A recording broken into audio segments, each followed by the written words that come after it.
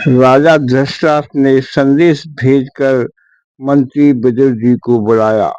मंत्री विदुर जी संदेश मिलते ही फौरन राजा धृतराष्ट्र के पास आए। उन्होंने राजा को प्रणाम किया।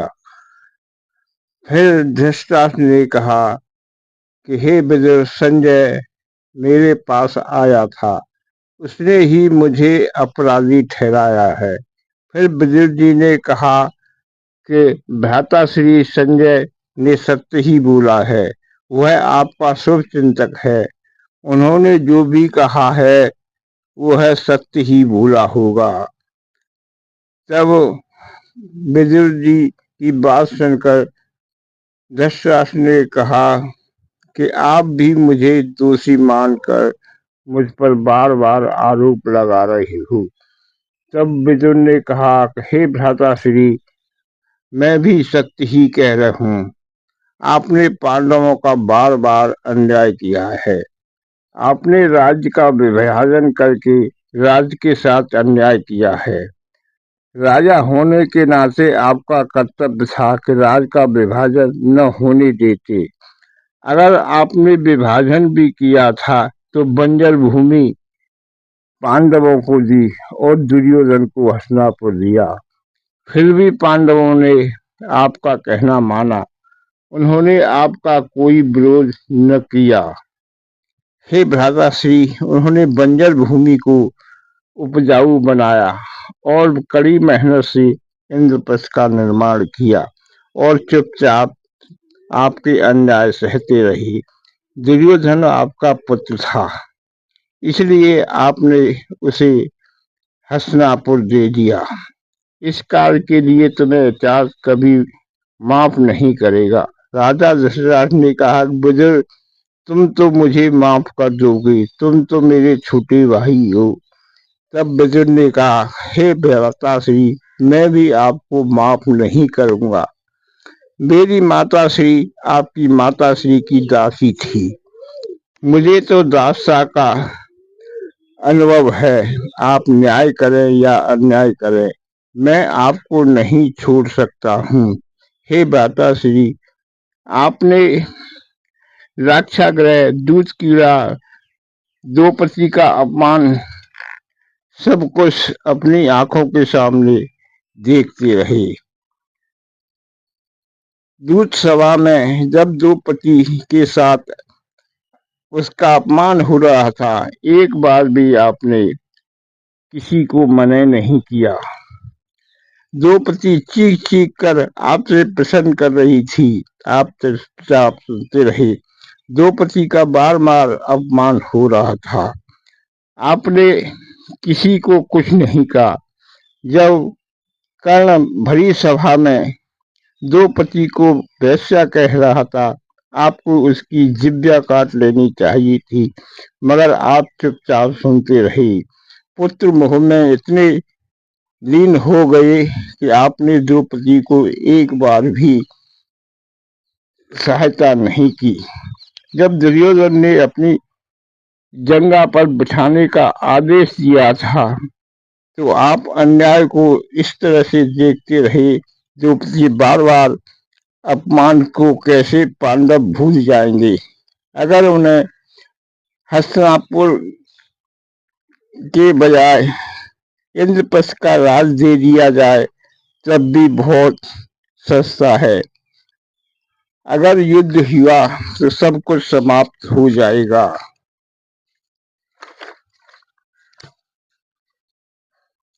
हे महाराज, अपने पुत्र मोह को त्याग दीजिए और पांडवों को अपना हिस्सा दे दीजिए। फिर राजसभा में संजय आई। उन्होंने राजा धृतराष्ट्र को प्रणाम किया। दुर्योधन ने संजय से पूछा कि पांडवों ने आपको क्या संदेश दिया है।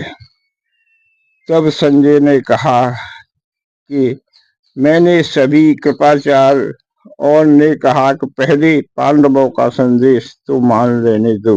दुर्योधन ने कहा कि अब युद्ध ही अंतिम विकल्प है और कोई दूसरा विकल्प नहीं है, युद्ध को मैं टलने नहीं दूंगा।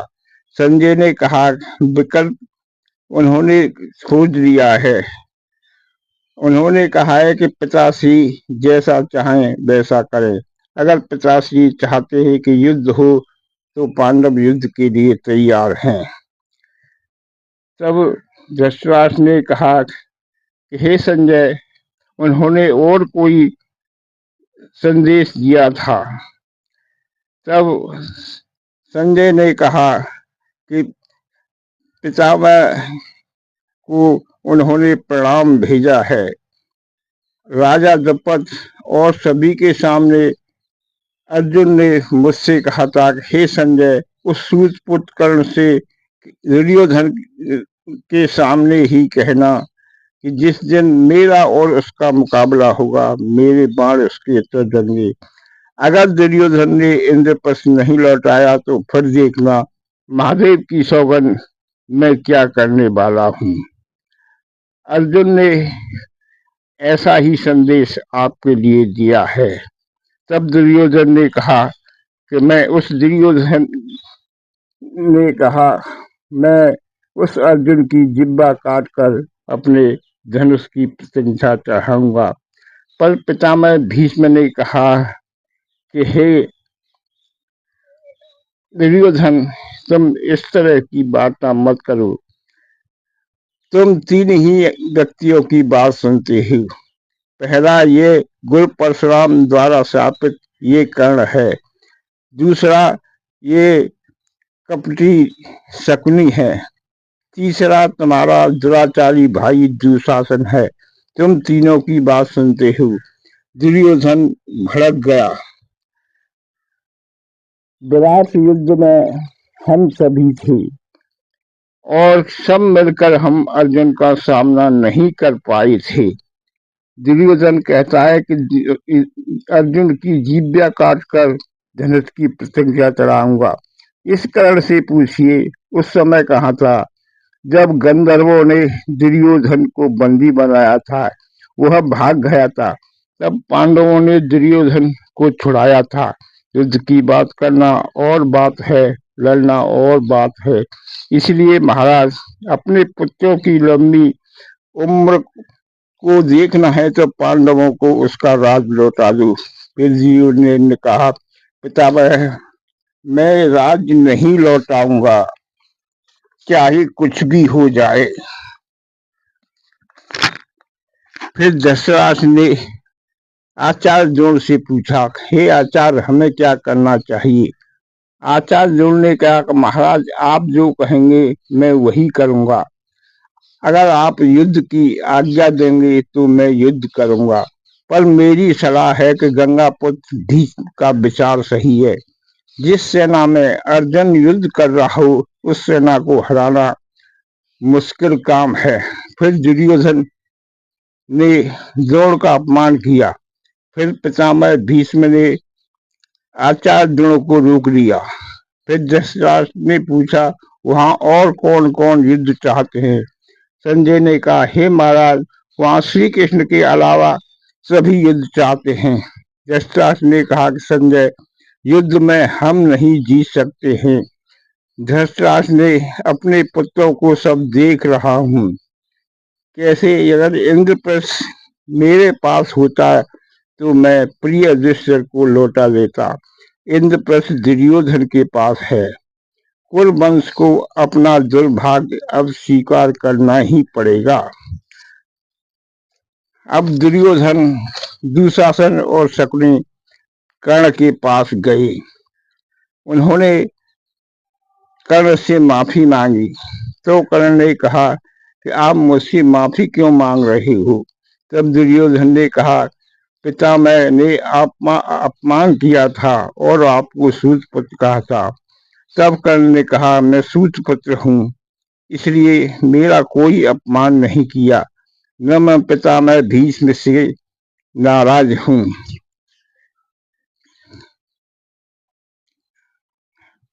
शकुनी ने कहा कि आर्य भांजे, अब अहंकार को छोड़ दीजिए।